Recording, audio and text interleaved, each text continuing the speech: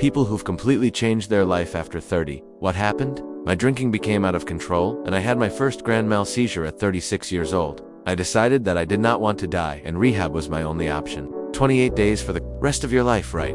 For some of us, it takes longer than that. I probably stayed at an inpatient facility for a total of 150 days between November and April of 2021 to 2022. I made it through rehab with the help of a very special group of people, and all the other misfits, and drunks, and addicts. I went to the district out in SoCal for sober living. I stayed for 2 to 3 months. I went home and went to therapy immediately. They diagnosed me with some neurodivergent bullshit. Turns out I was self-medicating and masking because I felt insecure and uncomfortable with who I was.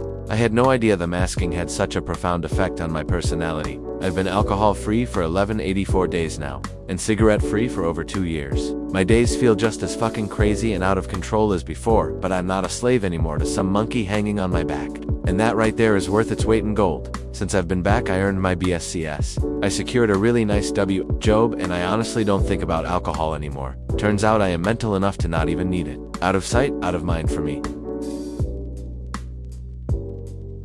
I was 36 on my dream vacation, which was camping on a tiny island. No plumbing or electricity. Nothing to do all day but snorkel, and scuba, and kayak, and swim. I traveled solo, and sitting on a dock by candlelight in a glass jar, writing in a journal, and watching lights from faraway cruise ships and shooting stars. And the whole 2 weeks on the island, I was pinching myself for this wonderful experience.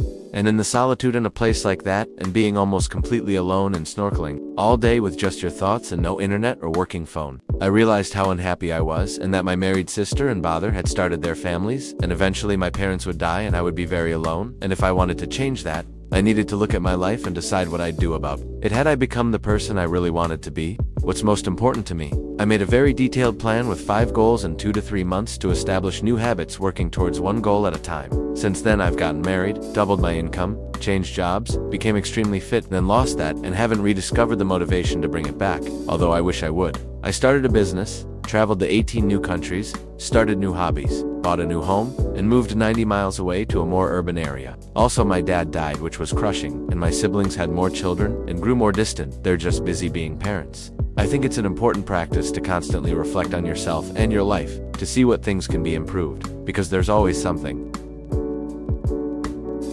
I stopped playing the victim. My dad wasn't very nice all the time when I was growing up, and I used that as an excuse to stay down. He made jokes I was stupid, and I feel like sometimes I'd get hit for stupid things because he was unhappy with his own life. I moved out, and my dad admitted he regretted the way he treated my sister and I when we were growing up. He owned he was an asshole. I struggled with self-harm for many years because I had always felt worthless, like a loser. I got close to God and prayed about a lot of what I was going through. I put myself through dental assisting school and found a job. If you would have told me at 23, I'd be where I am now, I probably wouldn't believe you. I'm not so rich, well-off person, but I'm better off than where I was. The broken girl who thought she couldn't do anything is doing something.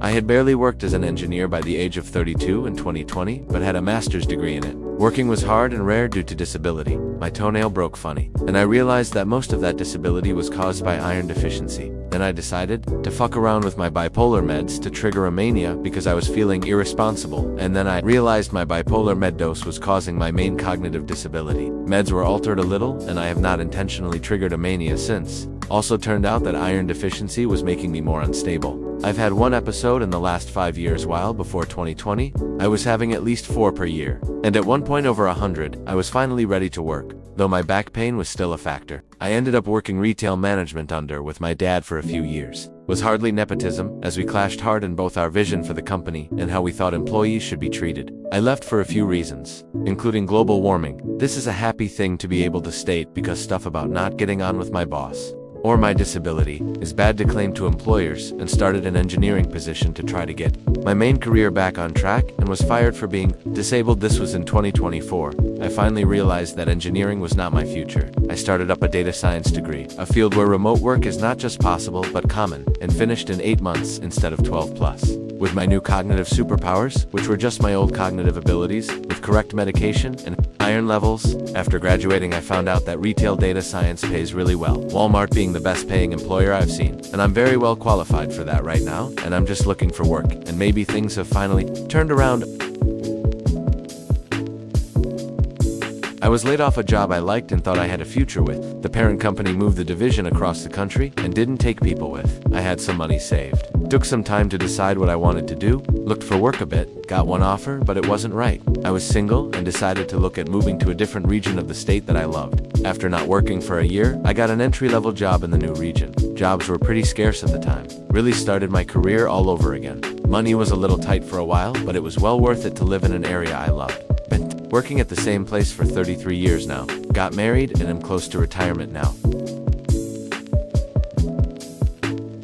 I changed my career right around 30. Now I make more money and work less. I ended a decade-long relationship, and I've been exploring dating again in my mid-30s. A result of being single with more time and money is, I'm a way more interesting person. I have an enriching social life. I make time to nourish my relationships with family and friends. I also picked up tons of hobbies, and I'm more fit and have creative pursuits. I've also been able to sit with myself and reflect on what I needed to work on as an individual. So I've healed a lot of my anxious attachment and bad habits I carried with me from childhood. I highly recommend not just falling into life, but instead making conscious decisions about what you want life to look and feel like.